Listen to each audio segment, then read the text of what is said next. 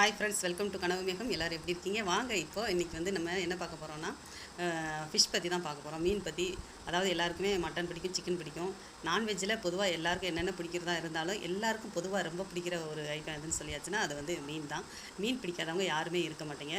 அந்த மீன் வந்து பார்த்திங்கன்னா பெரிய வஞ்சரம் மீன்லேருந்து சின்ன நம்ம ஐர மீன், மத்தி, சாலை இந்த மாதிரி இது வரைக்குமே வந்து பார்த்திங்கன்னா டேஸ்ட் வைஸாக ஒன்றையும் அப்படியே வந்து தேடி தேடி கண்டுபிடிச்சி அது டேஸ்ட்டுக்காக சாப்பிட்றவங்க நிறைய பேர் நமக்குள்ளே இருக்கிறோம்.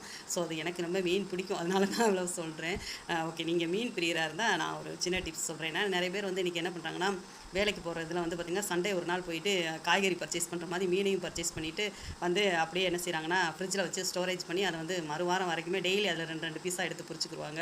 இல்லை குழம்பு வைக்கிறதா இருந்தால் வச்சுக்குருவாங்க. அந்த மாதிரி வச்சு சாப்பிட்றவங்க நிறைய பேர் இப்போ வந்து அந்த மாதிரி போய்கிட்டு இருக்குது. ஸோ வந்து அவங்களுக்கு வந்து என்ன ஒரு விஷயம் அப்படின்னா, நீங்கள் வந்து மீன் வாங்குறப்ப பார்த்து வாங்கணும். ரெண்டாவது வந்து பார்த்திங்கன்னா மீன் அப்படியே வாங்கிட்டு ஸ்டோரேஜ் பண்ணாமல் அதை நல்லா வந்து குழம்புக்காகவோ இல்லை வறுக்கிறதுக்காகவோனாலும் சரி தனியாக அதை வந்து நல்லா சுத்தமாக உள்ள இருக்கிறதெல்லாம் க்ளீன் பண்ணிவிட்டு அது மேல் தொல்லாம் நல்லா நீக்கிட்டு தனித்தனியாக நல்லா கழுவிட்டு அதை தனியாக பேக்கேஜில் பிளாஸ்டிக் கவரில் போட்டுட்டு அப்புறமா ஒரு ஏர்டைட் கண்டெய்னரில் வச்சு 3 நாளைக்கு மட்டும் வச்சு தான் அதை யூஸ் பண்ணணும். 3 நாளைக்கு மேலே வச்சுருந்தா அது வந்து உடம்புக்கு கேடு விளைவிக்கிறதா ஆயிரும். ஸோ அதனால் வந்து இந்த மாதிரி வச்சு ஒரு 2-3 நாளைக்கு மேலே நீங்கள் வச்சு யூஸ் பண்ண வேண்டாம். அப்போ தான் வந்து அதோட டேஸ்ட்டாக இருக்கட்டும் வேறு எதுனாலுமே மாறாமல் இருக்கும்.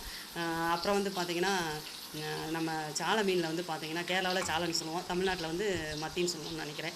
ஆனால் அதில் வந்து அவ்வளோ பெனிஃபிட்ஸ் இருக்குது. நீங்கள் நல்ல ஒரு ஜலதோஷம் பிடிச்சிருச்சுன்னு வச்சுக்கோங்களேன், நீங்கள் வந்து நல்ல இந்த அதாவது நாட்டுக்குளம் கோழிக்கு உள்ள ஒரு இது எப்படி சொல்லுவாங்களோ அந்த மாதிரி நல்ல அந்த சாலை மீனை வாங்கி நல்லா சாரமாக குழம்பு வச்சு அது சாரை எடுத்து ஒரு கிண்ணம் நிறையா வச்சு குடிச்சிட்டிங்கன்னா பார்த்திங்கன்னா நல்லா சூப்பராக உங்களுக்கு அது ஒரு மெடிசின் கூட சொல்லலாம். அந்தளவுக்கு உங்களுக்கு உங்களோட நோய் எதிர்ப்பு சக்தியை வந்து அவ்வளோ ஒரு பெனிஃபிட்டாக கொண்டு வரும். அது அவ்வளோ நல்ல விஷயங்கள் நிறைய இருக்குது மீனில். மீன் இது வரைக்கும் சாப்பிடாதவங்க இருந்தீங்கன்னா தயவுசெய்து மீன் சாப்பிடுங்க. அது உடம்புக்கும் நல்லது. நமக்கு வந்து நமக்கு பிடிச்ச விஷயம் அது வறுத்து சாப்பிட்றதா இருந்தாலும் சரி, வறுத்து சாப்பிட்றவங்களுக்கு வறுத்து சாப்பிடுங்க, குழம்பு வச்சு சாப்பிட்றவங்க குழம்பு வச்சு சாப்பிடுங்க. உங்களுக்கு எந்த ஸ்டைலில் பிடிக்குதோ அந்த ஸ்டைலில் மீனை கண்டிப்பாக நீங்கள் எடுத்துக்கோங்க. கால்சியம் அந்த அளவுக்கு இருக்குது அதில். ரொம்ப நல்லாயிருக்கும். நம்மளோட நோய் எதிர்ப்பு தன்மையை வந்து ரொம்ப அதிகப்படுத்துறது.